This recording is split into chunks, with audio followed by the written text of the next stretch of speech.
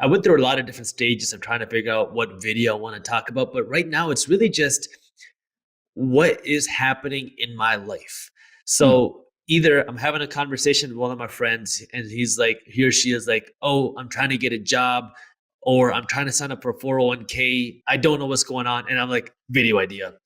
Or I'm watching, what's going on with inflation, and I'm like, this is crazy, video idea. Or I'm going out and I'm investing in real estate, and I'm like, this just happened, video idea. Or something happens in the stock market. So it's really things that I'm involved in, which I think is one of the reasons why people really like the videos that I make on Minority Mindset, is just because I talk a lot from personal experience, and everything is just things that are happening around me right now. I love that. And when you get an idea, is it I'm going to go film it right now and it comes out tomorrow, or what's the workflow like in terms of idea to publication? It depends. It's not recorded today, come out tomorrow, unless it's a super like trendy topic. So if it's like something that has to do with, say, new inflation data or something that just happened in the Hmm. stock market, real estate, then yeah, that's gonna be recorded and then coming out very soon. It might be the next day, it might be 2 days, just depending on what it is. But for more of the educational content, I might try to build a little bit of a backlog. And I say I might try to because it just depends on what's going on, because I have so many different things happening. And I'm always trying to build a backlog of this type of evergreen content.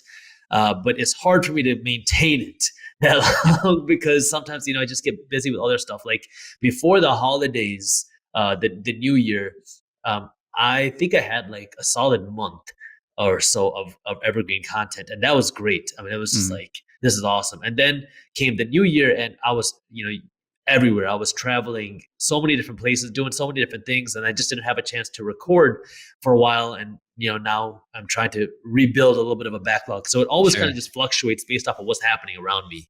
When it comes to a particular video idea, I'd love to know, how do you extract that idea? What's your work? What tools are you using so that when you get in front of the camera, you kind of already know where you're going? Or are you just that pro that you can just, all right, record, I got this, and boom?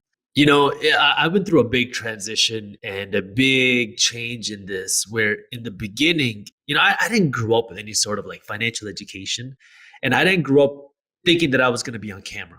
So I Hmm. had no like video experience. I didn't know how to talk on camera. I didn't know how to present myself. I didn't know how to speak. When I was first making videos, it was very difficult. I remember my first video. You can still watch this on YouTube. I It's like did. I three just minutes did long. Yeah, right before that. it's pretty bad, right? It took me 2 days of full recording to Wow. record that video. It was, I assumed that I should not take a break, that I shouldn't cut, I shouldn't blink. Like I just need to Mm. be staring into the soul of the camera and just talk.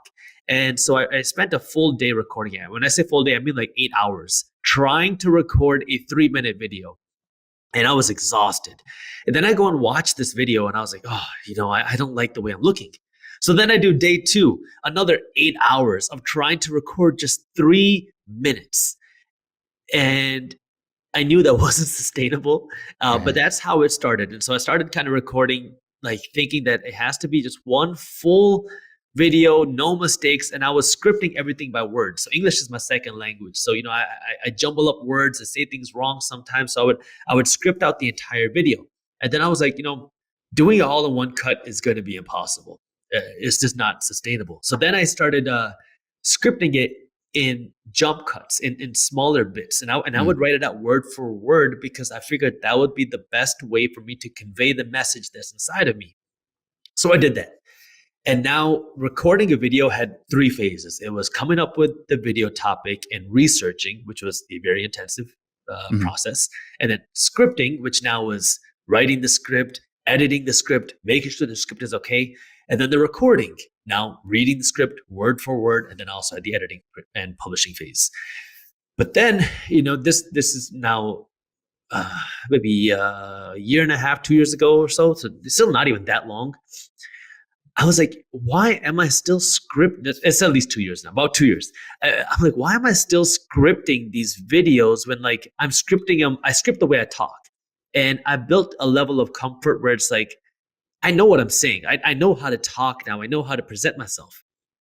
And that's when I made that transition from scripting word for word to now making just the bullet points. So I'm still doing Yeah. my research about a topic. I still spend a lot of time researching, and it's not really like, when people think of like intense research of a video, is that's not really what it is. For me, research is just mainly living life, because my life is already, I'm reading the financial news. I have a company, Market Briefs. We publish the financial news every day. I'm always on top of that. I'm listening to economists. I'm studying. I'm reading books. All these things are like things that I'm doing as it is. And now if I want to make a topic about, let's just say, what's going on in the housing market, well, I already know what's going on.